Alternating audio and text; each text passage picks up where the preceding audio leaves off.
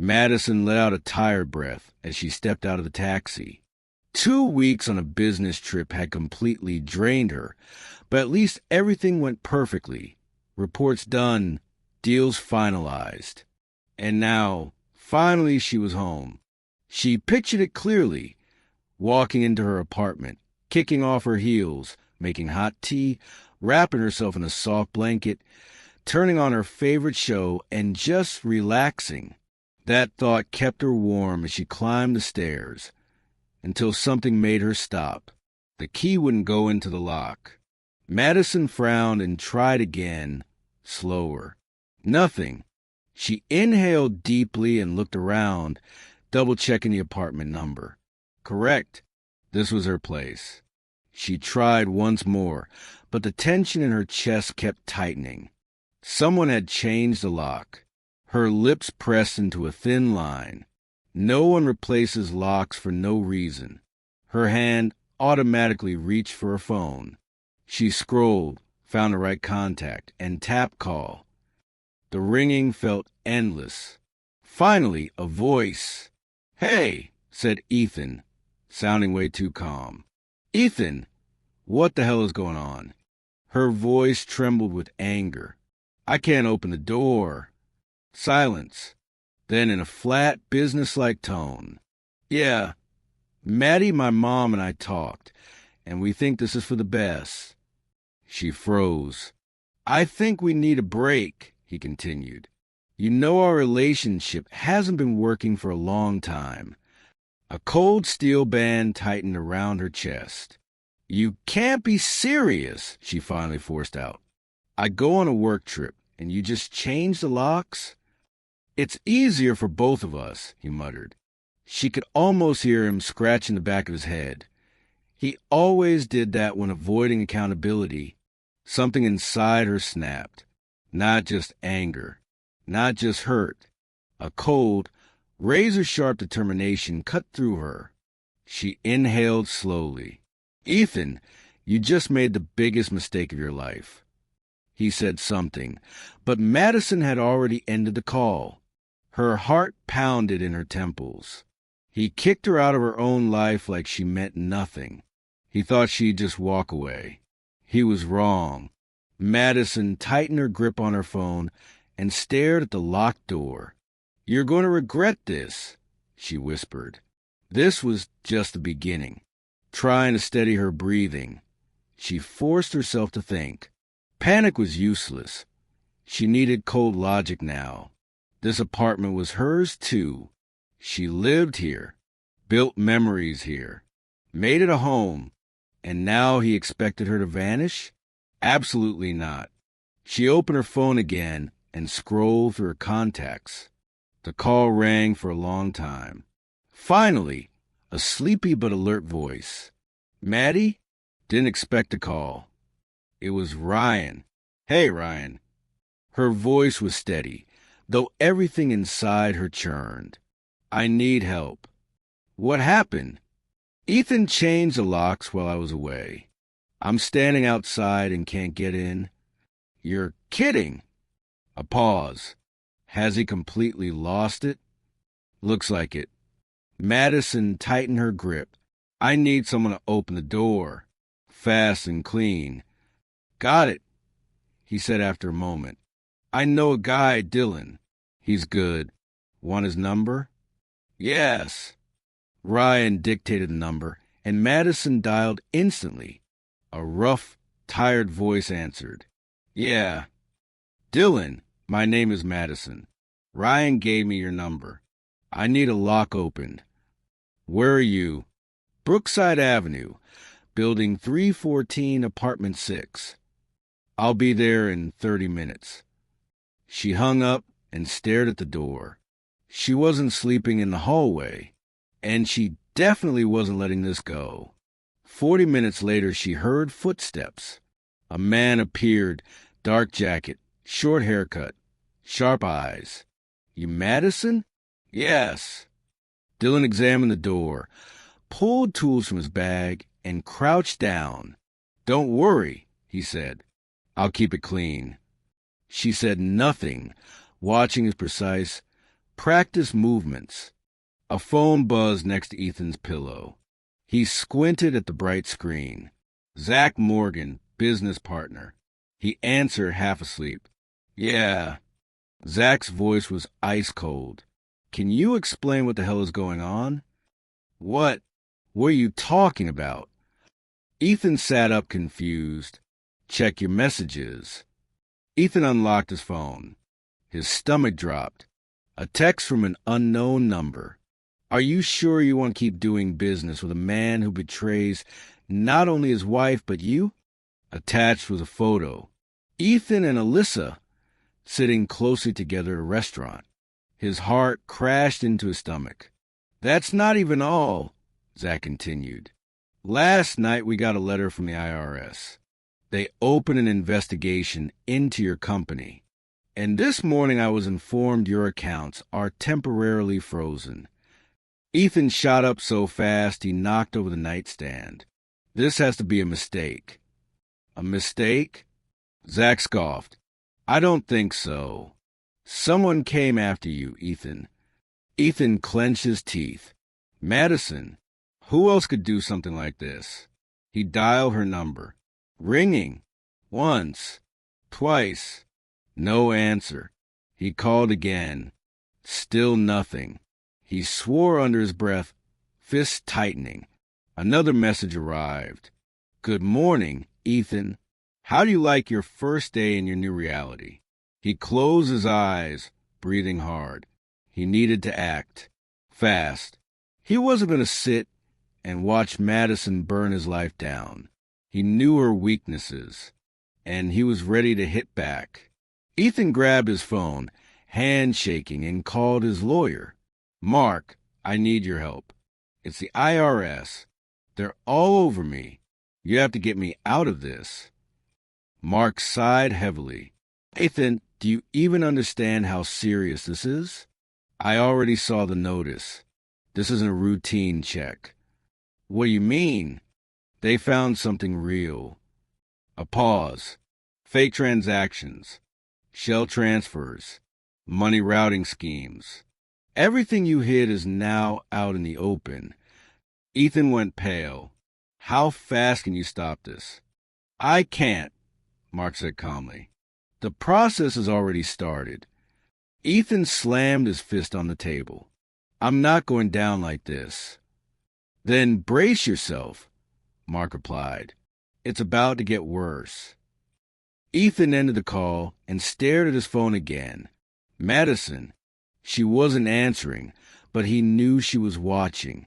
He typed a short message. You really think you can destroy me? You have no idea what I'm going to do in return. Delivered, not read. Of course. She wanted him to panic, but he wasn't planning to panic. He knew her weaknesses.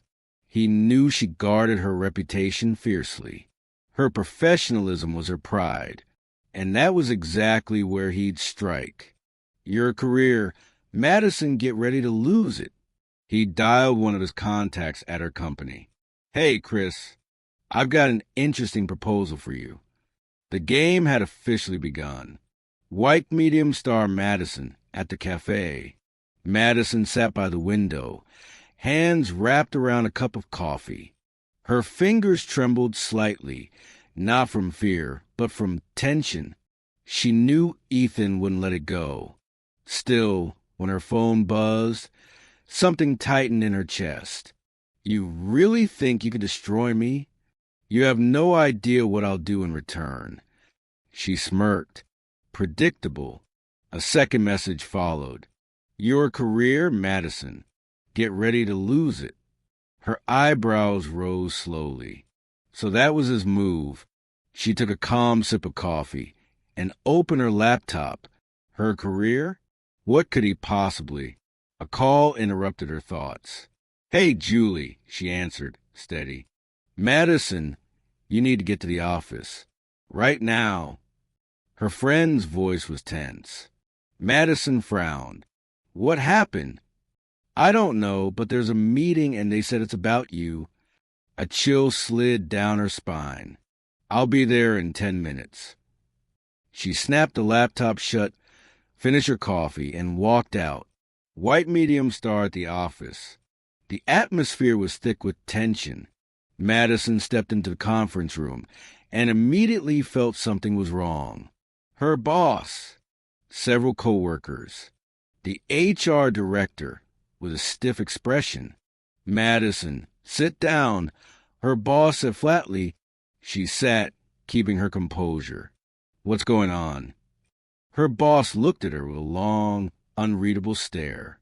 We received information that someone leaked confidential company data to an outside party. Madison blinked. What? Here's the evidence. He turned his laptop toward her. An email sent from her corporate address. Madison gripped the chair's armrests. That's fake. Her voice was cold. Inside, her stomach twisted. Possibly, her boss nodded. But we need to investigate. For now, you're suspended. The blood drained from her face. Ethan, this was his strike. I didn't do this, she said firmly. We'll see, he replied. Madison stood. Fine. She left the room without waiting for them to dismiss her. Outside in the hallway, she inhaled slowly. He was attacking her directly now. But he made one mistake. He thought she would break. She pulled out her phone, found the right contact, and hit call. Ryan, I need information. Now. Ethan forged documents and made it look like I leaked company data. I need proof he did it. Got it. Give me a couple hours. You have one. Hard. Sharp. All right. I'll see what I can do. She hung up. Ethan always believed he was untouchable, always one step ahead. But now, she was going to break him. White medium star 1 hour later. Her phone buzzed. A message from Ryan. Found it. Your account was hacked using an IP address registered to Ethan's company. Madison smirked. He didn't even try to hide. Let's see how you crawl out of this one, Ethan, she whispered. She forwarded the evidence to her boss. Please check the IP address this email was sent from. This is forged, and I think you'll find it interesting who benefits from this. The reply came almost instantly. If this is confirmed, we'll reconsider the situation. Madison exhaled slowly. 1 step back, 2 steps forward. But the game wasn't over yet. White medium star that evening. Madison realized someone was following her. At first, she thought it was a coincidence. The same man reflected in store windows, walking just far enough behind her, matching her pace. But when she turned into the courtyard near her building, he turned too. Her heart beat faster, but she kept her face calm. She stopped abruptly and spun around. The man froze mid-step. Madison lifted her phone, pretending to dial. The man looked away and slowly walked off in the opposite direction. She watched him until he disappeared. Ethan had gone further than she expected. He wasn't just trying to ruin her reputation now. He was playing dirty. But he miscalculated. If he thought fear would break her, he chose the wrong target. She called Ryan. He hired someone. Ryan's voice sharpened. Are you sure? Madison stared into the darkness where the man had vanished. Absolutely. He followed me from downtown. When I stopped, he stopped. Damn, Ryan muttered. All right, I'll look into who Ethan could have hired. Just don't do anything drastic. Don't do anything drastic? She snapped. You think I'm just going to go home and wait? I think he's panicking, Ryan replied. And when someone like him panics, they get reckless. Madison said nothing. She knew he was right. When Ethan attacked her job, he was confident it would break her, but she survived the hit. Now he escalated. He wanted her scared, but he didn't understand one thing. She wasn't afraid. Fine, she said calmly. Find out what you can. I'll wait for your update. She hung up and walked inside. She barely slept that night. Her mind raced, analyzing every move Ethan could make. If he hired people, things were worsening for him faster than she thought. Maybe the IRS was digging deeper. Maybe his accounts weren't just frozen. Maybe they were already seized. She opened her laptop. 10 minutes later, she found what she needed. Officially, Ethan's company wasn't under full investigation, but active review had begun. She smiled coldly. Time to speed things up. She dialed an old connection at the IRS. "Daniel, hi. You got a moment?" "For you?" "Always," he chuckled. "Something serious?" "There's a company worth looking into." "Closely." A low laugh. "So you want someone to get what they deserve?" "Exactly." "Give me the name," he said calmly. She gave it to him. "I'll update you tomorrow." "Thanks, Daniel. I owe you." She ended the call and leaned back against the pillows. The gears were turning now. Ethan thought he was ahead, but she was setting a trap after every one of his moves. Tomorrow, he'd finally realize it. And after that, she'd deliver the final strike. White medium star Ethan. Ethan sat in his office, gripping his phone so tightly his knuckles turned white. He'd waited all night for updates from the guys he hired. Nothing. Instead, in the morning, he got an unexpected notification. "Your company has been selected for an unplanned IRS audit. Please appear in person for clarification." His stomach twisted. Another audit. A serious one. He already knew who was behind it. Madison. He hissed, dialing her number again. No answer. Teeth clenched. He stormed out of his office. "Reschedule all meetings," he told his assistant. "Is everything all right?" she asked softly. "No," he snapped, walking past her. "Everything I built is on the line." 2 hours later, he sat across from an IRS officer. The inspector calmly flipped through documents. "Mr. Walker, we receive a request regarding your company. At first glance, there are several questionable transactions." "That's a mistake," Ethan said sharply. The inspector looked up. "For your sake, I hope so. Otherwise, you're facing more than fine." He paused, long enough for the weight of the words to sink in. When Ethan left the building, his phone buzzed again. A message. "How do you like your new reality, Ethan? It suits you." His blood boiled. He didn't reply. He just got into his car and drove straight to the place this war had begun, to Madison. White medium star, the confrontation. She opened the door when he rang. Ethan froze on the doorstep. Madison stood with arms crossed, confidence burning in her eyes. "You pushed me to this," he growled. "No, Ethan." She tilted her head. "You push yourself. I just accelerated the consequences." His jaw tightened. "I thought you'd break when you lost your job." "Wrong," she shrugged, "as you were wrong about everything else. You ruined me." Madison gave him a faint, almost pitying smile.